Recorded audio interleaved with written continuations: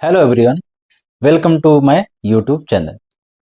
आज हम डिस्कस करेंगे GST registration under rule 14A of the CGST rules 2017 के बारे में। हाल ही में एक जीएसटी में मेजर चेंज आया है रजिस्ट्रेशन को लेके, जिसमें जीएसटी रजिस्ट्रेशन को सिंप्लीफाइड किया गया है ताकि स्मॉल टैक्स पेयर को जल्दी से जल्दी जीएसटी मिल सके। ये बेसिकली स्मॉल टैक्स पेयर के लिए लाया गया है, जिसमें आपका registration with in 3 working days में अप्रूवल में आ जाएगा।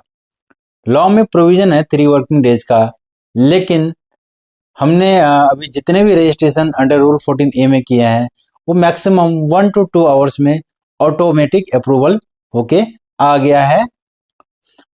अब इस केस में क्वेश्चन ये बनता है कि कौन under rule 14A GST registration ले सकता है। इसकी कुछ एलिजिबिलिटी क्राइटेरिया है। First of all, your output tax liabilities, मैंने कहा output tax liabilities should be less than 2.5 lakh in a month. ये B2B ट्रांजैक्शन के लिए है ऐसी लिमिट। B2C में आप कितना भी कर सकते हैं, यानी कि B2B आप जो सेल करते हो उसकी आउटपुट टैक्स लायबिलिटीज आपकी लेस देन 2.5 लाख होनी चाहिए। इस केस में आधार ऑथेंटिकेशन मैंडेटरी है। यदि हम आधार ऑथेंटिकेशन नहीं करते हो तो आप इस रूल में जीएसटी रजिस्ट्रेशन नहीं ले सकते। आधार ऑथेंटिकेशन मैंडेटरी है। आप इस रूल के अंतर्गत एक स्टेट में सिर्फ एक ही रजिस्ट्रेशन ले सकते हो, means can hold only one registration under this rule. अब क्वेश्चन ये उठता है कि फ्यूचर में यदि मेरी B2B की जो ट्रांजैक्शन हो रही है उसकी आउटपुट टैक्स लायबिलिटीज 2.5 लाख को एक्सीड करती है, तो उस केस में क्या हम एग्जिस्टिंग रजिस्ट्रेशन में ही रहेंगे या कोई इसका प्रोसेस है। तो फ्यूचर में यदि आपकी आउटपुट टैक्स लायबिलिटीज 2.5 लाख से एक्सीड करती है फॉर B2B ट्रांजैक्शन, देन आपको इस स्कीम से विड्रॉ करना पड़ेगा। उसका भी प्रिस्क्राइब्ड मैनर इन्होंने बता रखा है। आपको REG 32 फॉर्म फाइल करना पड़ेगा और अपने आप को इस स्कीम से विड्रॉ करना पड़ेगा।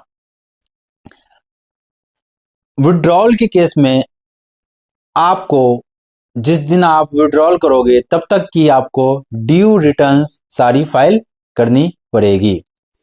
इसमें एक और ये भी कंडीशन है कि ऐसा नहीं कि आज आपने अंडर रूल 14A रजिस्ट्रेशन ले लिया और अगले ही महीने आपने इसको विड्रॉ कर लिया। बिफोर अप्रैल 2026 आपको एटलीस्ट 3 मंथ तक इसी स्कीम में रहना पड़ेगा। आप 3 महीने के बाद ही विड्रॉ कर सकते हो इस एप्लीकेशन में।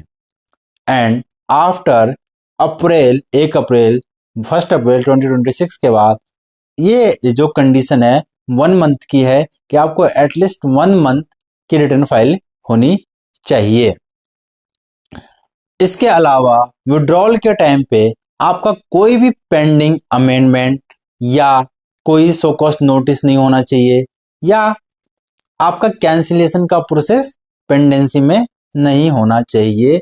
मतलब कोई भी आपका अमेंडमेंट हो या कैंसिलेशन का प्रोसेस हो या डिपार्टमेंट ने आपको सो कॉस्ट नोटिस भेजा है फॉर कैंसिलेशन, कोई भी पेंडेंसी नहीं होना चाहिए। आपकी सारी रिटर्न फाइल हो चुकी हो और आपकी जो भी टैक्स की लायबिलिटीज हो वो पे हो चुकी हो।